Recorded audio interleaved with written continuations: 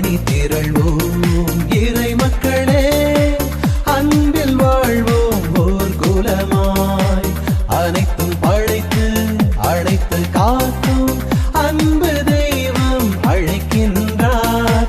ஆண்டவரே, நீர் என்னை காப்பாற்றுபவராகவும் புகலிடமாகவும் இரும். அதனால் நீர் என்னை மீட்டீர், ஏனெனில் நீர் என் கற்பாறையாகவும் அடைக்கலமாகவும் உள்ளீர். உமது பெயரின் பொருட்டு நீர் எனக்கு தலைவராகவும் இருப்பீர், எனக்கு உணவு அளிப்பீர். தந்தை மகன் தூய ஆவியாரின் பெயராலே. ஆண்டவராகிய இயேசு கிறிஸ்துவின் அருளும் கடவுளின் அன்பும் தூய ஆவியாரின் நட்புறவும் உங்கள் அனைவரோடும் இருப்பதாக.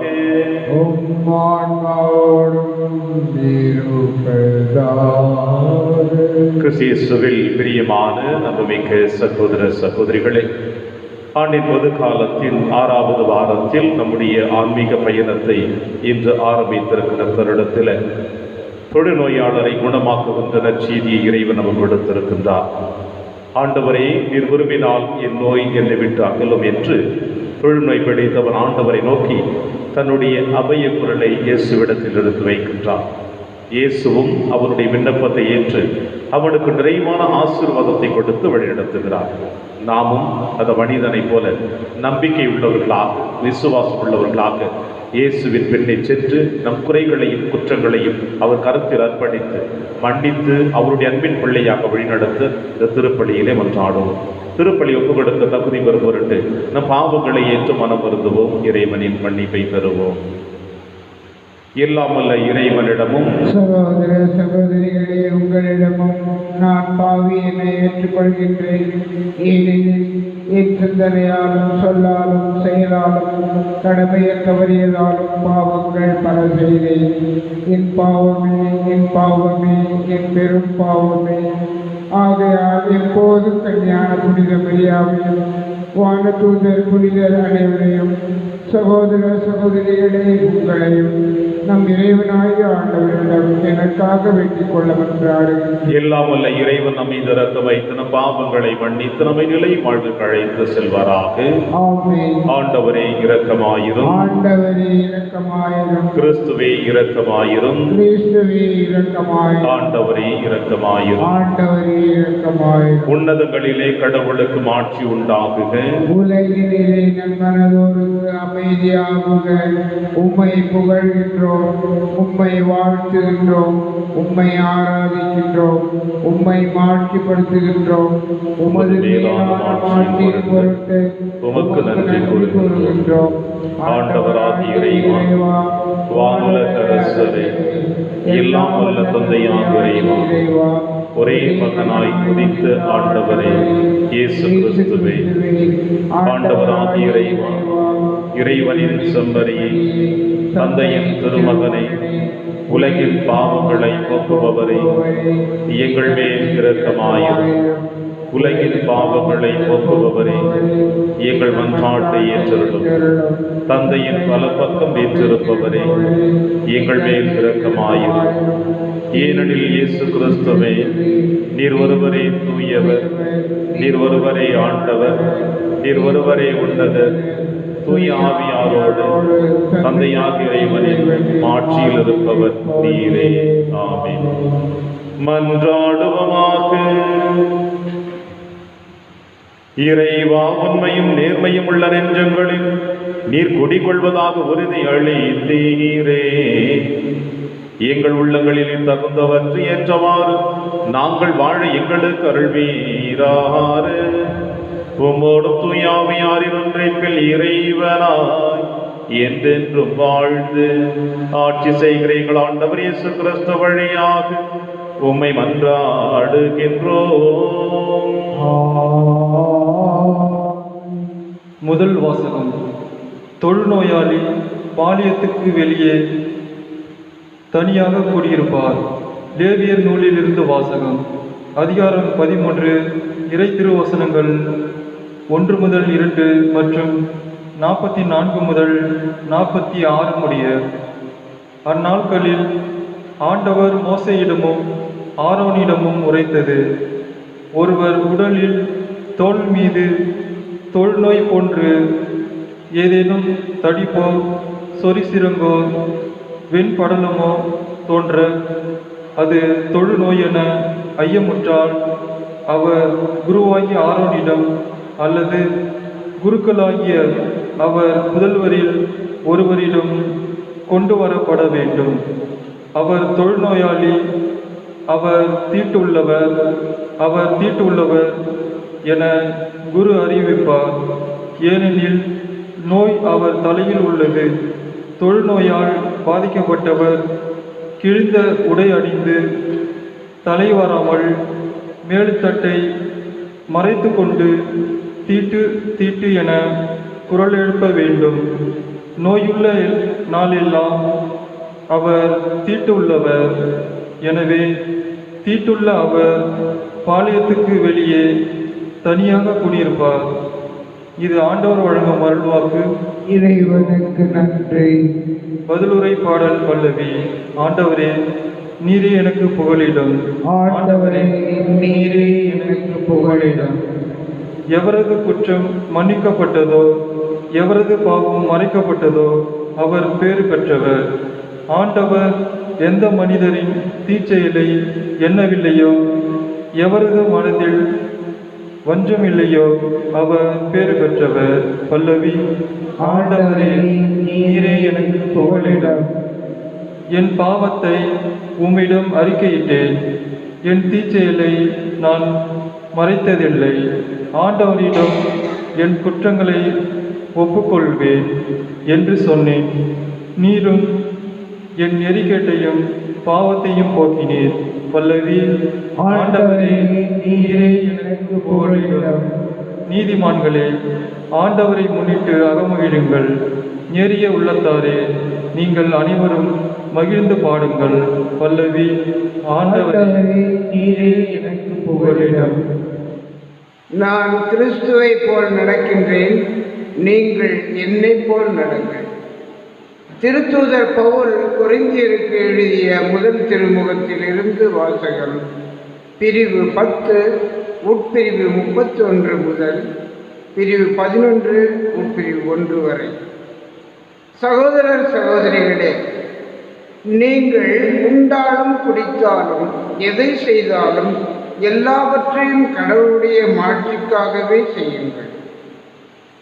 யூதருக்கோ கிரேக்கருக்கோ கடவுளின் திருச்சபைக்கோ இடையூறாய் இராதீர்கள். நானும் அனைத்திலும் அனைவருக்கும் உகந்தவனாய் இருக்கிறேன்.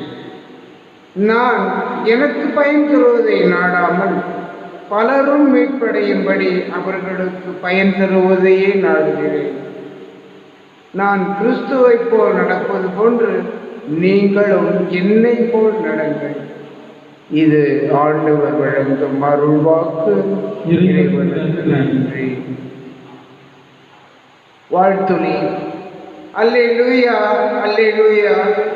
நம்மிடையே பெரிய இறைவாக்கினர் ஒருவர் தோன்றிருக்கிறார். கடவுள் தம் மக்களை தேடி வந்திருக்கிறார். அல்லேலூயா. ஆண்டவர்களோடு இருப்பாராக. ஆன்மாவோடும் இருப்பாராக. எழுதிய பரிசுத்த நற்செய்தியிலிருந்து வாசகம். ஆண்டவரே மாற்றி உமக்கே. ஒரு நாள் தொழுநோயாளர் ஒருவர் இயேசுவிடம் வந்து, நீர் விரும்பினால் எனது நோயை நீக்க உம்மால் முடியும் என்று முழந்தால் படியிட்டு வேண்டினார்.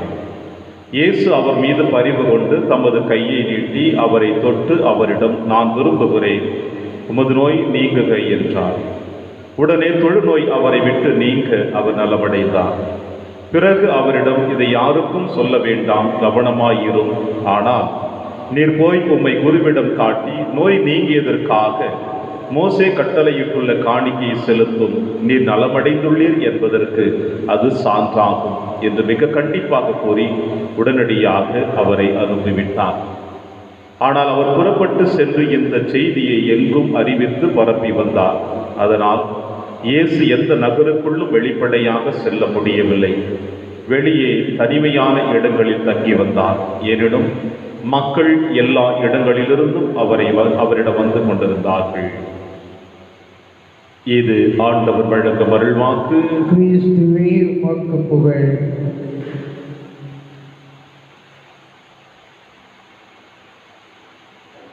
தொழுநோய் அவரை விட்டு நீங்க அவர் நலமடைந்தார்.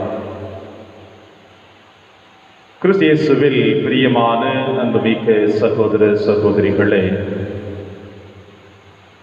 ஆண்டின் பொது காலத்தின் 6வது வாரத்தில் நம்முடைய ஆன்மீக பயணம் இன்று ஆரம்பித்திருக்கின்றது. இந்த நாளிலே அன்னையாம் திருச்சபையோடு இணைந்து நம் ஆண்டவர் இயேசு கிறிஸ்து இந்த மண்ணுலகில் வாழ்ந்து கொண்டிருக்கின்ற ஒவ்வொரு பிள்ளைகள் மீதும் எந்த அளவிற்கு அன்பு வைத்திருக்கிறார், இரக்கம் செலுத்துகிறார் என்பதை இன்றைய திருவழிபாடு நமக்கு வெளிப்படுத்துகிறது. இன்றைய முதல் வாசகத்தில் நீங்களும் நானும் வாசிக்க கேட்கின்றோம். லேவியர் புத்தகத்திலிருந்து எடுக்கப்பட்ட வாசகம். எந்த ஒரு மனிதன் தொழுநோயோடு காணப்படுகின்றானோ அவன் பாளையத்துக்கு வெளியே தனியாக குடியிருப்பான். பாளையத்திற்கு வெளியே தனியாக குடியிருப்பான் என்றால், இந்த தொழுநோய் பாதிக்கப்பட்ட மனிதன் ஒரு மனித இனமாக அவனை ஏற்றுக்கொள்ளாமல் மனித நேயத்தை எடுத்துவிட்டு அவன் மீது அன்பு செலுத்துவதும் அவன் மீது இரக்கம் காட்டுவதையும் ஓரம் ஒதுக்கி வைத்துவிட்டு அவனை பாளையத்திற்கு வெளியே தங்க வைக்கிறார்கள். மனிதன் இன்னொரு மனிதனை மதிக்க மறந்து விட்டான். அது தன் உடன்பிறப்பாக இருக்கட்டும், மனம் முடித்த கணவனாக இருக்கட்டும், மனைவியாக இருக்கட்டும், பெற்றெடுத்த பிள்ளையாக இருக்கட்டும், பெற்றெடுத்த பெற்றோர்களாக இருக்கட்டும், யாராக இருந்தாலும் சரி, தொழுநோய் பாதிக்கப்பட்டு விட்டால் அவன் பாளையத்திற்கு வெளியே தள்ளப்பட வேண்டும். அதுவும் குருக்கள் அந்த சான்றிதழை கொடுக்க வேண்டும். இவன் தொழுநோயினால் பாதிக்கப்பட்டிருக்கின்றான், இவன் பாளையத்தை விட்டு வெளியே செல்ல வேண்டும் என்று. இது நற்செய்தி வாசகத்தில் என்ன கொடுக்கிறது என்றால், இந்த தொழுநோய் பாதிக்கப்பட்டவன் பாளையத்திற்கு வெளியே இருக்கின்றவன், சமுதாயத்திற்கு வெளியே இருக்கின்றவன் சமுதாய சங்கிலிகளை உடைத்தெறிந்து விட்டு, பரிசேயர்கள் கடைபிடிக்கக்கூடிய, யூத சமுதாயம் கடைபிடிக்கக்கூடிய அனைத்து சட்டங்களையும் உடைத்தெறிந்து விட்டு இயேசுவின் அருகில் வந்து, நீர் விரும்பினால் எனது நோய் நீக்க உம்மால் முடியும். என்ன ஒரு தைரியம் இந்த தொழுநோயாளனுக்கு! பழைய ஏற்பாட்டிலேயே இந்த தொழுநோய் பிடித்தவர்களுடைய நிலைமைகளை நாம் புரட்டி பார்த்தோம் என்றால், அவர்களுடைய நிலைமை மிகவும் வருத்தத்துக்குரிய நிலைமையாக இருக்கும். பல மைல் தூரம் நின்று கொண்டு அவர்கள் கதற வேண்டும், உணவுக்காக நாங்கள் தவித்துக் கொண்டிருக்கிறோம் என்று. தட்டினை ஒருபுறம் வைத்து விட்டு அவர்கள் இன்னொருபுறம் ஒதுங்கி நின்று கொண்டு, எனக்கு உணவு கொடுங்கள் என்று அவர் கதறுகின்ற பொழுது, உணவு எடுத்து வருகிறவர்கள் மிருகத்திற்கு போடுவதை போல உணவை கொட்டிவிட்டு செல்லுவார்கள். ஓடி வந்து அவர்கள் உணவை எடுத்து செல்ல வேண்டும். மனிதநேயம் அங்கே மறுக்கப்பட்டு விட்டது. ஆனால் இந்த மனிதன் அனைத்தையும் உடைத்தெறிந்து விட்டு இயேசுவின் முன்னிலையிலே வந்து, நீர் விரும்பினால் என் நோய் நீக்க முடியும், குணமாக்க முடியும் என்று விரும்புகிறான். இயேசுவும் அற்புதமாக சொல்லுகிறார். அவன் மீது பரிவு கொண்டு கையை நீட்டி, நான் விரும்புகிறேன், உமது நோய் நீங்குக என்று சொல்றான். பிரியமான சகோதர சகோதரிகளே, மனிதநேயம் மறுக்கப்படுகின்ற நேரத்தில், மனிதர்களை ஒதுக்கி வைக்கின்ற நேரத்தில், நோயினால் பாதிக்கப்பட்டவர்களை அரவணைக்க மறுக்க தருணத்தில், இங்கே இயேசு மனிதநேயத்தை அரவணைக்கிறார். அவன் நோயை நீக்குகிறார். அவனையும் சமுதாயத்தில் ஒரு மனிதன் என்கின்ற நிலைமைக்கு அழைத்து வருகிறார். கடவுளுடைய அன்பு. இன்று உலகம் எத்திசையிலும் காதலர்கள் தினம் கொண்டாடி கொண்டிருக்கிறார்கள். இந்த காதலர் தினம் எப்படி இருக்கும் என்பதை நீங்களும் நானும் நன்றாக அறிந்து வைத்திருக்கின்றோம். உண்மையுள்ள காதல், பொய்மையான காதல், அலங்கரிக்கப்பட்ட காதல், அலங்கரிக்கப்படாத காதல், மனதிலிருந்து வருகின்ற அன்பு, உதட்டிலிருந்து வருகின்ற அன்பு, இப்படி பல கோணங்களிலே இன்றைய நாளிலே இந்த விழா கொண்டாடப்படுகிறது. ஆனால் அனைத்து அன்பு செய்கிறவர்களும் நிறைவான வாழ்வு வாழ்கிறார்களா என்பதுதான் கேள்விக்குறி. பிரியமான சகோதர சகோதரிகள், இதை காதலர்கள் தினம் என்று கொண்டாடுவதை விட இறைவனுடைய அன்பு உங்களுக்கும் எனக்கும் எப்படி கொடுக்கப்பட்டிருக்கிறது என்பதை இதை நற்செய்தி வாசம் கொடுக்கிற பொழுது நாமும் இந்த மண்ணுலகிலே வாழ்ந்து கொண்டிருக்கின்ற அனைவரையும் அன்பு செய்ய கடமைப்பட்டிருக்கின்றோம். இறைவன் எப்படி உங்களையும் என்னையும் அன்பு செய்து கொண்டிருக்கிறாரோ அவருடைய அன்பின் முதல் வெளிப்பாடு மனித வாழ்வை அவர் தேர்ந்தெடுத்தார். உங்களுக்காக எனக்காக மனித உரு எடுத்தார். இந்த மண்ணுலகிலே மனிதனாக பிறந்தார். பாவத்தை தவிர அனைத்து மனிதனுடைய இன்ப துன்பங்களையும் தன்னுடைய வாழ்வாக மாற்றிக்கொண்டார். காரணம், உங்களையும் என்னையும் அன்பு செய்கிறார். எனவே தன்னுடைய பணி வாழ்வில் சீடர்களிடம் கொடுத்திருக்கிற கட்டளை, நான் உங்களை அன்பு செய்வது போல நீங்களும் அடுத்தவர்களை அன்பு செய்யுங்கள் என்று சொன்னார். உன்னை வெறுப்பவர்களை அன்பு செய்யுங்கள், உன்னை ஒதுக்கி தள்ளுவர்களை அன்பு செய்யுங்கள், உன் பகைவர்களை அன்பு செய்யுங்கள், ஒரு கண்டத்தில் அறந்தால் மறு கண்டத்தையும் காட்டுங்கள் என்று அன்பின் வெளிப்பாடாக தன் வார்த்தை மட்டுமல்ல வாழ்வையும் வாழ்ந்து காட்டினார், அன்பின் சின்னமாக. எனவே நாளிலே நீங்களும் நானும் யாரையெல்லாம் சந்திக்கின்றோமோ அவர்கள் அனைவருக்கும் உங்களுடைய அன்பை, என்னுடைய அன்பை பிறரோடு பகிர்ந்து கொள்ள நாம் கடமைப்பட்டிருக்கின்றோம். ஒருவர் மீது ஒருவரை அன்பு செலுத்தி, குறிப்பாக பகைவர்கள் மீது அன்பு செலுத்தி, வெறுப்பவர்கள் மீது அன்பு செலுத்தி நாம் வாழுகின்ற பொழுதுதான் மனிதநேயம் வளர்க்கப்படுகின்றது.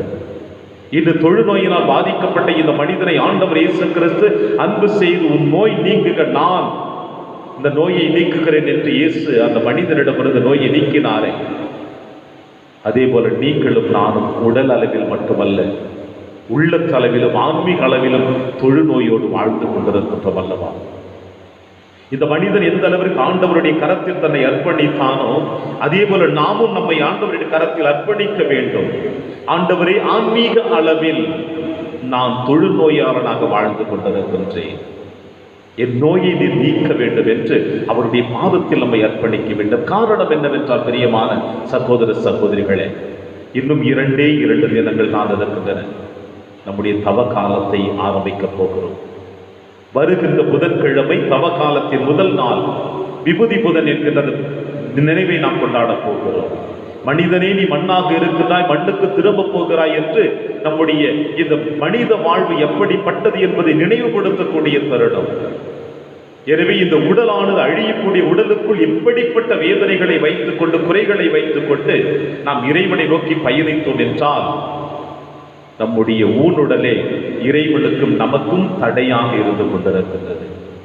நம்முடைய உள்ளத்தின் ஆழத்தில் இருக்கின்ற பரந்தமை, தேவையற்ற சிந்தனைகள் நமக்கும் இறைவனுக்கும் தடையாக இருக்கிறது.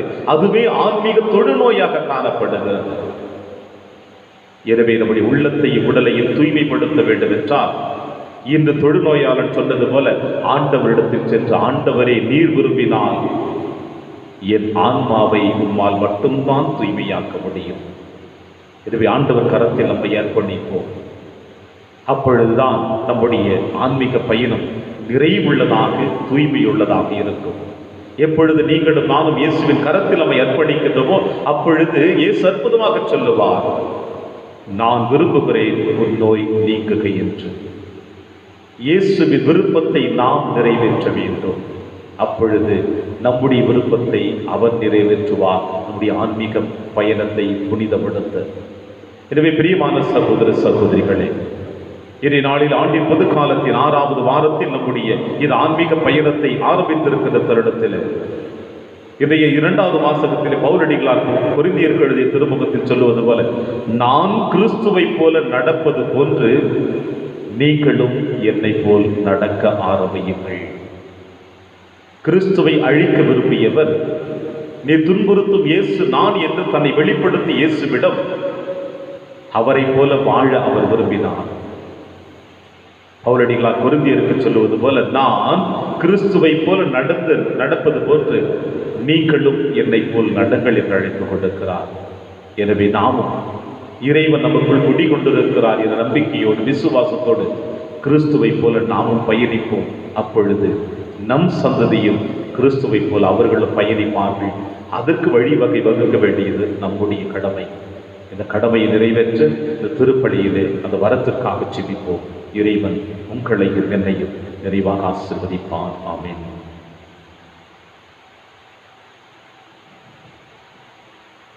ஒரே கடவுளை நம்புகின்றேன். விண்ணகமும் மண்ணகமும் காண்பவை காணாதவையாகவும் படைத்த எல்லாம் வல்ல தந்தை அவரே. கடவுளின் ஒரே மகனாய் உதித்த ஒரே ஆண்டவர் இயேசு கிறிஸ்துவை நம்புகின்றேன்.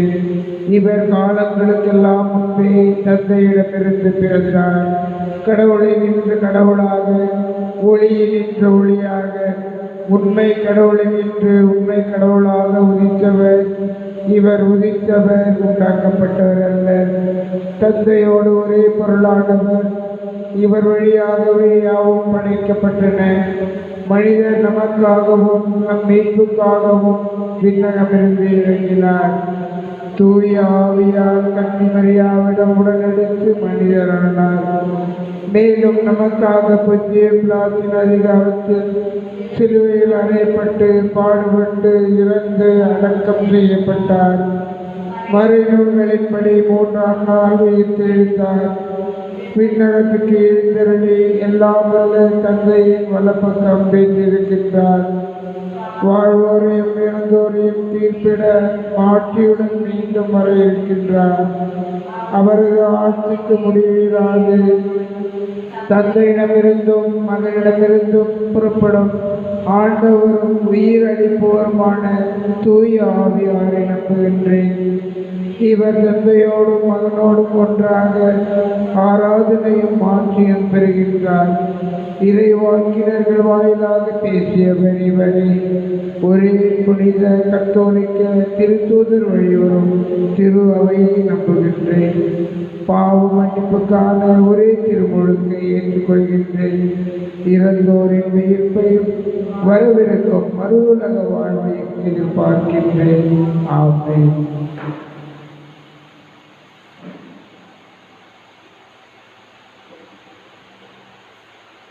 ஆண்டவரை அனைத்துலக நிறைவானில் வாழ்த்த பெறுவீராக. ஏனெனில் வல்லமையிலிருந்து நாங்கள் அப்பத்தை பெற்றுள்ளோம். நிலத்தின் விளைவு மனித உழைப்பின் பயனுமான அப்பத்தை வகுப்பு கொடுக்கின்றோம். இது எங்களுக்கு வாழ்வழிக்கும் அப்பமாக மாறும். இறைவன் என்றென்றும் வாழ்த்த பெறுவாராக.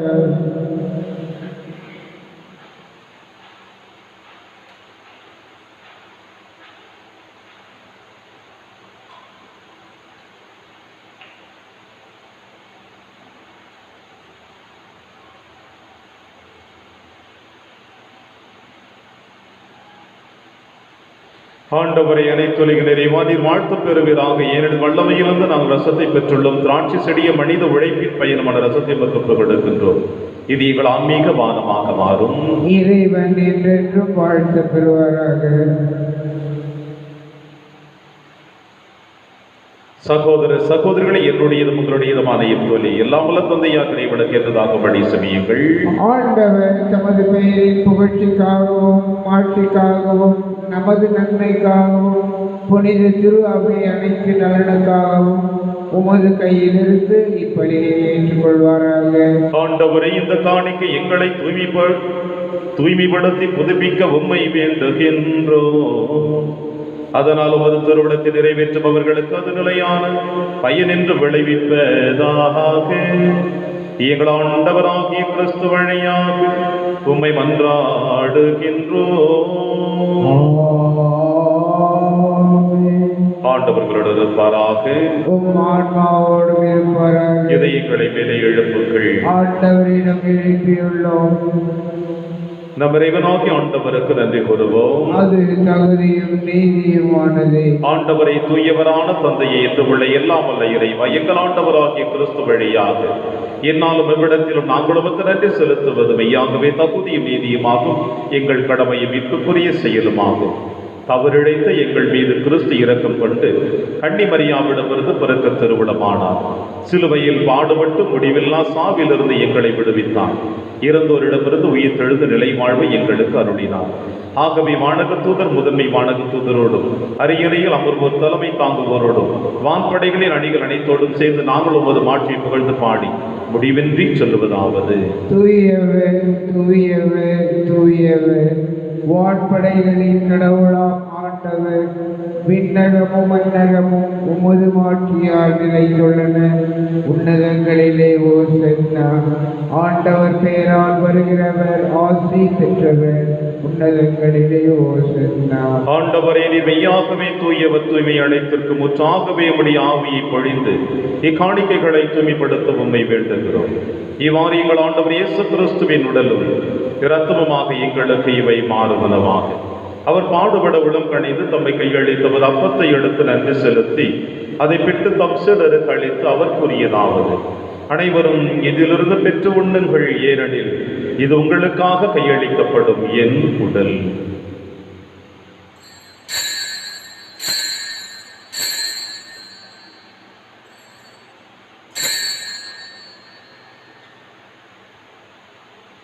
அவர் நம்மை இரவு விருந்தை அருந்திய பின் கிண்ணத்தையும் எடுத்து மீண்டவருக்கு நன்றி கூறி தம் சிடர்களுக்கு அளித்து அவர் கூறியதாவது: அனைவரும் இதிலிருந்து பெற்று பருகுங்கள், ஏனெனில் இது புதிய நிலையான உடன்படிக்கைக்குரிய என் இரத்தத்தின் கிண்ணம். இது பாவ மன்னிப்புக்கென்று உங்களுக்காகவும் பலருக்காகவும் சிந்தப்படும். இதை என் நினைவாக செய்யுங்கள்.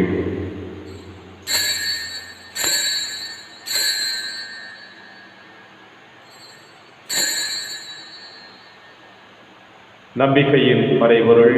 ஆண்டவரே, நீர் வருமளவும் உமது இறப்பினை அறிக்கையிடுகின்றோம், உமது உயிர்ப்பினையும் எடுத்துரைக்கின்றோம். ஆகவே ஆண்டவரே, நாங்கள் கிறிஸ்துவின் இறப்பினையும் உயிர்ப்பினையும் நினைவு கூர்ந்து வாழ்வு தரும் அப்பத்தையும் மீட்பளிக்கும் கிண்ணத்தையும் உமக்கு ஒப்புக் கொடுக்கின்றோம். உம் திருமணி நமக்கு ஒழியும் புரிய தகுந்தவர்கள் எங்களை ஏற்றுக்கொண்டீர். எனவே உமக்கு நன்றி செலுத்துகின்றோம். மேலும் கிறிஸ்துவின் உடலிலும் இரத்தத்திலும் பங்கு கொள்ளும் எங்களை தூய ஆவியார் ஒன்று சேர்க்க வேண்டும் என உம்மை தாழ்மையுடன் கொண்டாடுகின்றோம். ஆண்டவரே, உலகெங்கும் பரவியிருக்கும் திரு அவை நினைவு கூர்ந்தருளும் எங்கள் திருத்தந்தை பிரான்சிஸ், எங்கள் ஆயர் ஆண்டனி சுவாமி, எல்லா திருநிலையர் ஆகிய அனைவரோடும் உமது திரு அவை அன்பில் நிறைவு பெற செய்தருளும். மேலும் உயிர்த்தெழும் எதிர்நோக்குடன் துயில் கொள்ளும் எங்கள் சகோதர சகோதரிகளையும் இறந்தோர் அனைவரையும் இரக்கத்துடன் நினைவு கூர்ந்து திருமகோளில் ஏற்றருளும். எங்கள் அனைவர் மீதும் இரக்கமாயிரும். கடவுளின் கன்னித்தாயான புனித மரியா, அவருடைய கணவரான புனித யோசேப்பு, புனித திருத்தூதர்கள், புனித பிரான்சிஸ் சேவியரியார், புனித கஸ்பார் மற்றும் உலகில் உகந்தவராய் இருந்தாகிய புனிதர் அனைவருடனும் நாங்கள் நிலைவாழ்வில் பங்கு கொள்ளும் தகுதி பெற்று உம் திருமகன் இயேசு கிறிஸ்து வழியாக உம்மை புகழ்ந்தேத்து வரமருள உம்மை வந்தாடுகின்றோம்.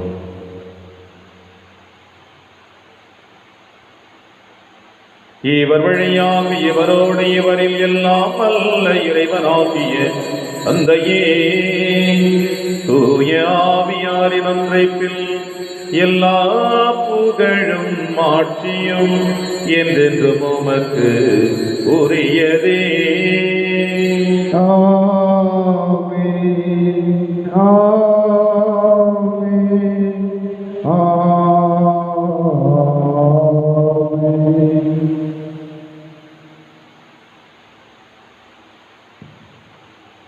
மீட்பரின் கட்டளையால் கற்பிக்கப்பட்டு இறை படிப்பினையால் பயிற்சி பெற்ற நாம் அனைவரும் துணிந்து சொல்வோம். விண்ணுலகில் இருக்கிற எங்கள் தந்தையே, உமது பெயர் தூயது என போற்ற பெறுக.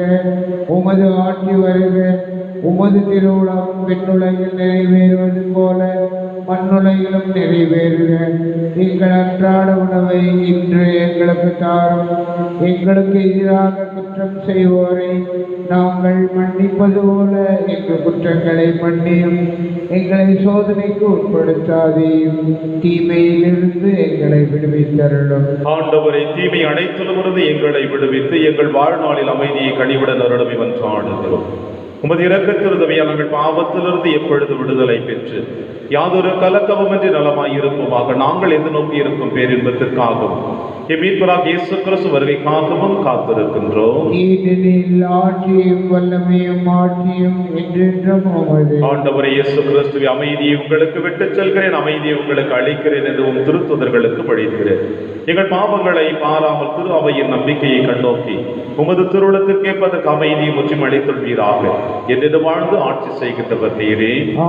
ஆண்டவருடைய அமைதி உங்கள் அனைவரோடும் என்றும் இருப்பதாக. ஒருவருக்கொருவர் உறவின் வாழ்த்தை அறிவித்து மகிழ்வோம். சமாதானம். உலகின் பாவங்களை போக்கும் இறைவனின் செம்மறியே, எங்கள் மேல் இரக்கமாயிரம். உலகின் பாவங்களை போக்கும் இறைவனின் செம்மறியே, எங்கள் மேல் இரக்கமாயிரம். உலகின் பாவங்களை போக்கும் இறைவனின் செம்மறியே, எங்களுக்கு அமைதியை அளித்தருளும். இதோ இறைவனின் செம்மறி, இவரை நம் அனைவரின் பாவங்களையும் போக்குகின்றவர். செம்மறியின் விருந்திற்கு அழைக்க பெற்ற நாம் அனைவரும் பேறு பெற்றோர். ஆண்டவரே, நீர் என் இல்லத்தில் எழுந்தருள நான் தகுதியற்றவர். ஆனால் ஒரு வார்த்தை மட்டும் சொல்லியருளும், எனது ஆன்மா நலம் அடையும். கிறிஸ்துவின் திருவுடலும் திருரதும் காத்து நமக்கு நிலையான வாழ்வு அளிப்பதாக. ஆமென்.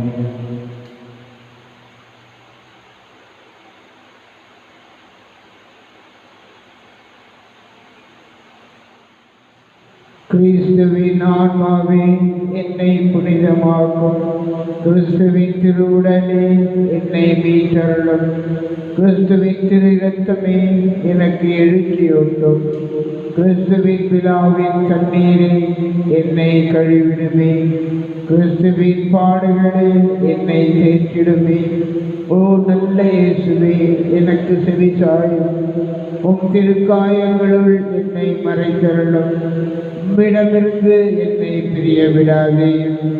தீய பகையோடமிருந்து என்னை காத்தருளும். எனது இறப்பின் வேளையில் என்னை அழைத்தருளும். உம்மிடம் வர எனக்கு கட்டளை தருளும். புனிதர்களோடு எக்காலமும் உம்மை புகழ செய்யும். ஆமென். தம் ஒரே மகன் மீது நம்பிக்கை கொள்ளும் எவரும் அழியாமல் நிலை வாழ்வு பெறும் பொருட்டு அந்த மகனையே அழிக்கும் அளவுக்கு கடவுள் உலகின் மேல் அன்பு கூர்ந்தார். நன்றி கூறி மன்றாடுவோமாக. ஆண்டவரே, இனிய விண்ணக விருந்தால் உண்ட பெற்ற நாங்கள் உம்மை வேண்டுகின்றோம். அதனால் உண்மை வாழ்வை அளிக்கும் உணவின் மீது நாங்கள் என்றும் ஆவல் கொள்ள செய்வீராக. எங்கள் ஆண்டவராகிய கிறிஸ்து வழியாக உம்மை மன்றாடுகின்றோம்.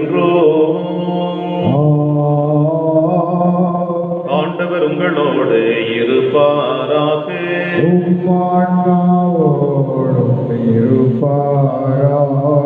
எல்லாம் வல்ல இறைவன் தந்தை, மகன், தூயாவியார் உங்கள் அனைவரின் நிறைவாக ஆசீர்வதிப்பாராக. சென்று வாழுங்கள், திருப்பலி நிறைவேறிற்று. இறைவனுக்கு நன்றி.